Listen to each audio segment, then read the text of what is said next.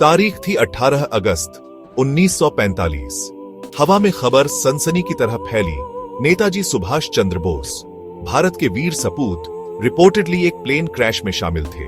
वो एयरक्राफ्ट एक जापानी बॉम्बर, जापानीज ऑक्यूपाइड फॉर्मोसा, जो अब ताइवान है, वहां के ताइहोकू एयरफील्ड से उड़ा था। ये उनके स्ट्रगल के एक नए फेज की तरफ एक जर्नी होनी थी, शायद सोवियत रशिया की ओर। लेकिन किस्मत को कुछ और ही मंजूर था। कहा जाता है कि वो ओवरलोडेड मित्सुबिशी की 21 हैवी बॉम्बर टेक ऑफ के कुछ ही देर बाद इंजन में ट्रबल आने से क्रैश हो गया और धू धू कर जल उठा। नेताजी इनिशियल क्रैश में बचने के बावजूद बुरी तरह जल गए और उसी शाम अपनी इंजरीज की वजह से चल बसे। इस खबर ने पूरे इंडिया में, जो आजादी की दहलीज पर खड़ा था, सदमे की लहर दौड़ा दी और क्रैश की असली कहानी पर शक की आग लगा दी। ऑफिशियल स्टोरी जो जापानीज अथॉरिटीज ने फैलाई और जिसे एलाइड पावर्स और इंडियन गवर्नमेंट ने मान लिया, उसमें नेताजी की साइगोन से मंचूरिया के डेरेन तक की आखिरी जर्नी का जिक्र था। वो बदकिस्मत जापानी सैली बॉम्बर बस एक ट्रांजिट फ्लाइट थी। इस वर्जन के मुताबिक प्लेन ताइहोकू से 18 अगस्त 1945 को दोपहर करीब 2 बजे उड़ा। एयरबॉर्न होने के कुछ ही देर बाद अलेजेडली एक इंजन में खराबी आ गई, जिससे एयरक्राफ्ट एयरफील्ड के पास क्रैश हो गया और उसमें आग लग गई। कर्नल हबीबुर रहमान, जो मामूली इंजरीज के साथ बच गए, उनका दावा था कि नेताजी एविएशन फ्यूल में बुरी तरह भीग गए थे और आग की लपटों में घिर गए थे। नेताजी को फौरन ताइहोकू के नैनमन मिलिट्री हॉस्पिटल ले जाया गया, जहां उन्होंने अपनी इंजरीज की वजह से दम तोड़ दिया। सपोजिडली उनके शरीर का अंतिम संस्कार कर दिया गया और उनकी राख टोक्यो के रेनकोजी टेम्पल में रख दी गई। लेकिन उनके लाखों एडमायरर्स के लिए यह ऑफिशियल स्टोरी अधूरी सी थी, जिसमें कई झोल थे। नेताजी की मौत की ऑफिशियल स्टोरी में जल्द ही बड़ी बड़ी दरारें दिखने लगी। एक सबसे बड़ी गड़बड़ यह थी कि ताइवान में 18 अगस्त 1945 को या उसके आसपास किसी प्लेन क्रैश का कोई ऑफिशियल रिकॉर्ड ही नहीं था।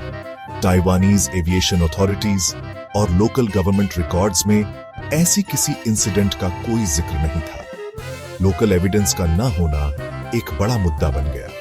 इसके अलावा उनके घायल या मृत शरीर की कोई फोटोग्राफ कभी सामने नहीं आई और ना ही कोई इंडिपेंडेंट ऑटोप्सी रिपोर्ट पब्लिक की गई। रेनकोजी टेम्पल में रखी राख पर भी सवाल उठे। डीएनए टेस्टिंग की रिक्वेस्ट्स बार बार डिनाई कर दी गई, जिससे किसी कवर अप का शक और गहरा हो गया। जब ऑफिशियल स्टोरी पर शक गहराने लगा, तो नेताजी के अंजाम को लेकर ऑल्टरनेटिव थ्योरीज जोर पकड़ने लगी। एक प्रोमिनेंट थ्योरी यह थी कि नेताजी प्लेन क्रैश में मरे नहीं थे, बल्कि सोवियत यूनियन भाग निकले थे।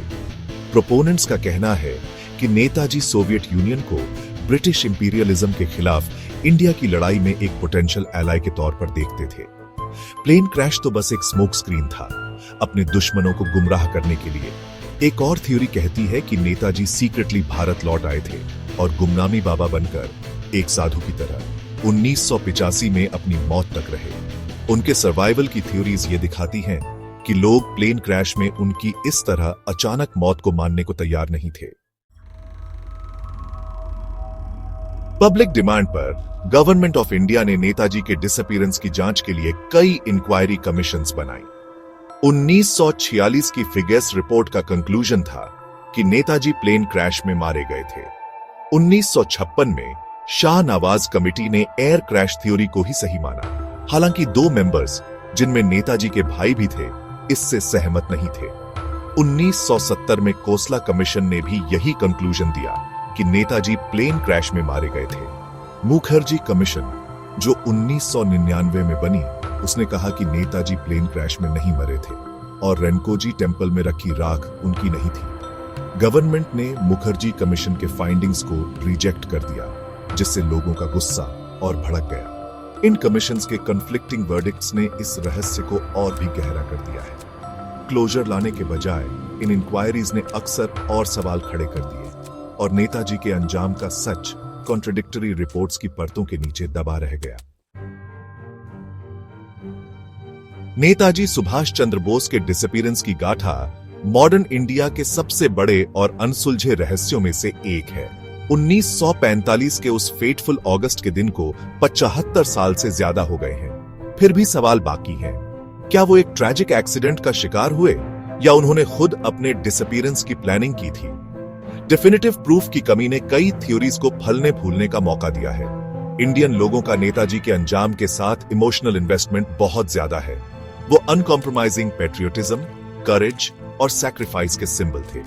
नेताजी से जुड़ी कुछ फाइल्स के डिक्लासिफिकेशन से रिसर्चर्स को और मटेरियल तो मिला है, लेकिन अब तक रहस्य सुलझाने वाला कोई स्मोकिंग गन हाथ नहीं लगा है। नेताजी की मौत या डिसअपीयरेंस का रहस्य इंडिया के हिस्ट्री के एक अधूरे चैप्टर की एक दर्दनाक याद दिलाता है और हमें मजबूर करता है कि हम हिस्टोरिकल नैरेटिव्स और हमें दी गई इंफॉर्मेशन को क्रिटिकली एग्जामिन करें।